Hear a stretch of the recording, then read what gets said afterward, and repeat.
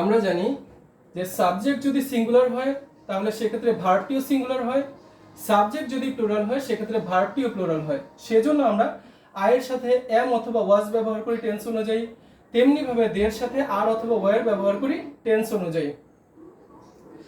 আবার অ্যান্ড দ্বারা যদি নাউন এবং প্রোনাউন যদি যুক্ত হয় তাহলে আমরা সেটিকে প্লুরাল সাবজেক্ট ধরি এবং সেই অনুযায়ী আমরা ভার্বটিকেও আমরা প্লুরাল করে থাকি। যেমন Anisha and Maisha are working. তেমনিভাবে আরেকটা সেন্টেন্স দেখি যে Tuhin and I are friends.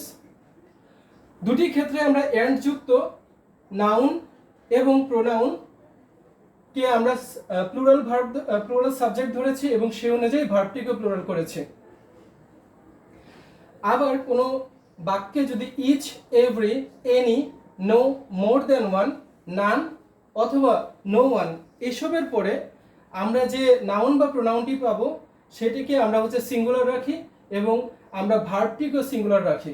যেমন each flower is very beautiful to look at.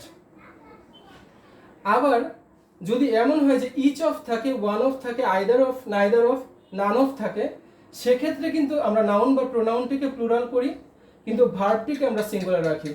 যেমন none of them is able to do this work. আবার কোনো বাক্যে যদি রিলেটিভ প্রোনাউন থাকে, এখানে যেমন রিলেটিভ প্রোনাউন হু আছে, তো রিলেটিভ প্রোনাউনের আগে আমরা যে নাউন বা প্রোনাউনটি পাবো সেই নাউন বা প্রোনাউনের অনুযায়ী আমরা ভার্ব ব্যবহার করব টেন্স অনুযায়ী। তো এখানে আমরা ব্যবহার করেছি I am not the man who has lost his married.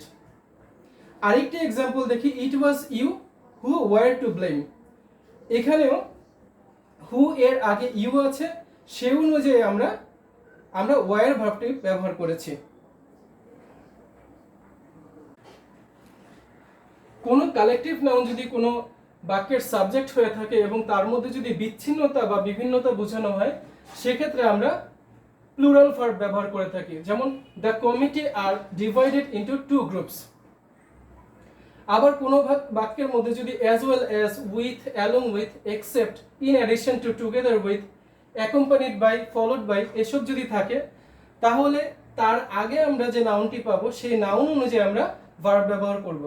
যেমন Reza along with his friends was present. এখানে আমরা রেজা অনুযায়ী আমরা ভার্ব ব্যবহার করেছি।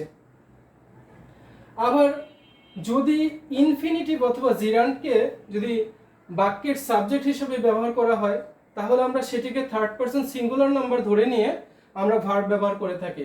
যেমন to tell lies is a great sin, walking is the best exercise. দুটি বাক্যে আমরা ভার্বকে সিঙ্গুলার ধরে আমরা করেছি। আবার কোনো বাক্যে যদি লেস্ট থাকে তাহলে আমরা যদি সেই বাক্যটি যদি অ্যাক্টিভ হয়ে থাকে তাহলে আমরা সেক্ষেত্রে শুড এর সাথে ভার্বের প্রেজেন্ট ফর্ম যুক্ত করে আমরা বাক্যটি গঠন করব। যেমন he ran lest, he should miss the train. আবার যদি সেটা প্যাসিভ ভয়েস হয়ে থাকে তাহলে আমরা শুড বি এর সাথে পাস্ট পার্টিসিপল ফর্ম ব্যবহার করে আমরা ভার্ব করে থাকব। যেমন he ran away least he should be arrested.